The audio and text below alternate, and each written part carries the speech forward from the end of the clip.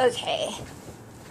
Alright, so, welcome back. I don't even remember what vlog number this is. I think it's 5. School's been crazy. I will go ahead and say that much because it is. I had a presentation last week. I have a midterm this week, a midterm next week, 2 midterms in 2 weeks, a midterm in 3. I don't know. I have midterms for like 5-6 weeks straight. No joke. So I'm stressed out. But anyway, Super Bowl is coming up, and for those of you that don't know, I am an avid Seahawks fan. I love them, and by love I mean I fucking love the Seahawks. And I was a fan before 2012. I'll go ahead and say that as well.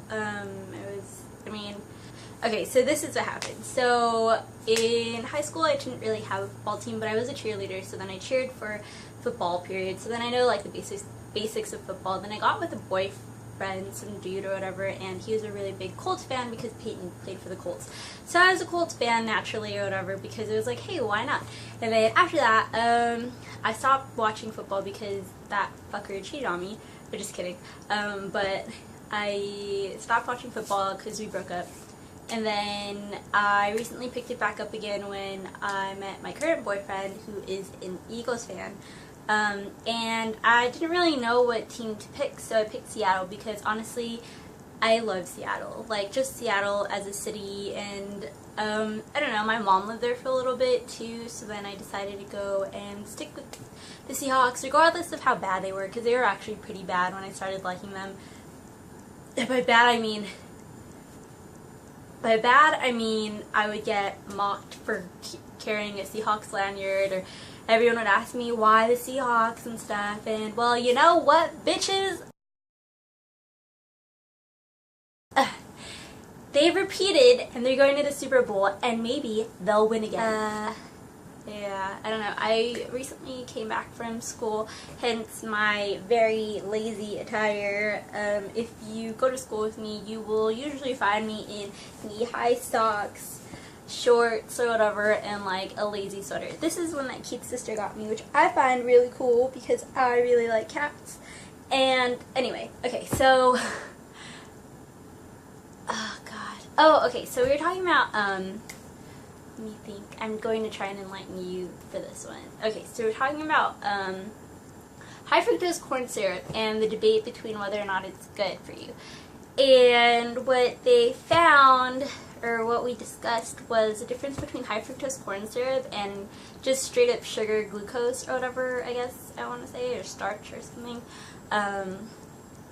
So what a lot of people don't know is starch is made out of like just a bunch of glucose units.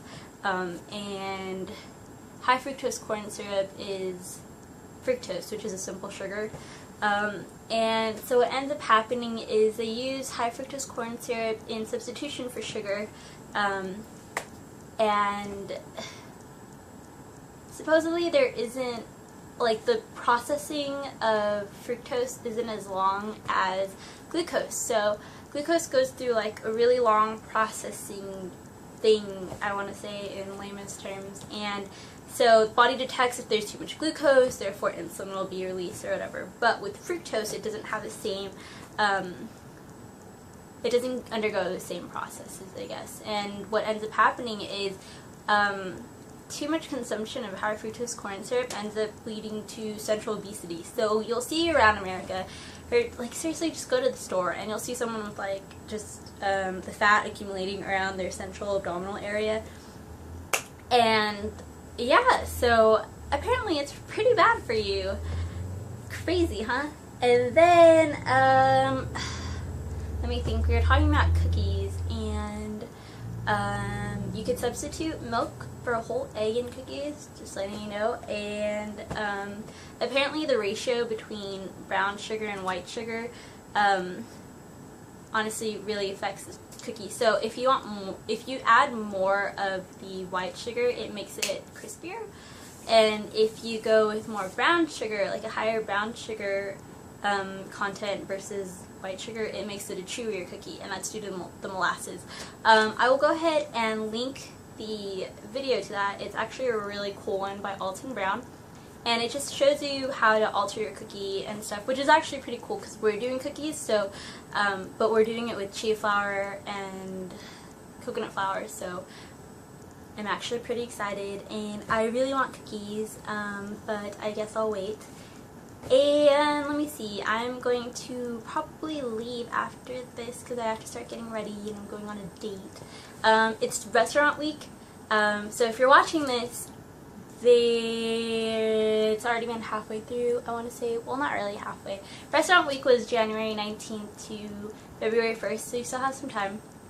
And what it is a prefixed menu from a few of the top restaurants in LA and stuff, or you call them like basic restaurants because Lowry's is on there, and I don't care because I'm going, but okay, so it's a chance for people that normally don't want to go to bourgeois sort of restaurants to basically experience it and pay a discounted price, and then just basically feel it. It does get a little crowded, I'll go ahead and say that much, because normally if you go to these restaurants they're not as packed, but due to restaurant week and the amount of people that want to go ahead and experience restaurant week, it gets really crowded, so sometimes they'll run out of food. I know that happened to us at La Grande Orange, and we weren't able to try their, I think it was their prime rib or steak or something like that, because they ran out, because they were so busy. Anyway, go ahead and check it out.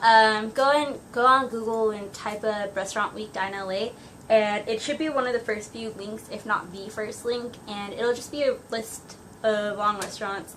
I've tried a lot. I've tried Cafe Bazoo, I've been to the Lobster, I've been to Sushi Roku, I've been to the Derby, I've been to Della Terra, I've been to Trattoria Napoleon, I think that's what it's called. Yeah, I've been to a lot. I know there are more that I've been to. I just can't remember it off the top of my head. I will personally say that the Lobster is a really good pick, or Gordon Ramsay's at the London Hotel is really good too. For that one they have a $20 supplement for the beef Wellington, but it serves 2 people, so considering the fact that you're paying that much, so I think you'll be paying $70 for 2 people.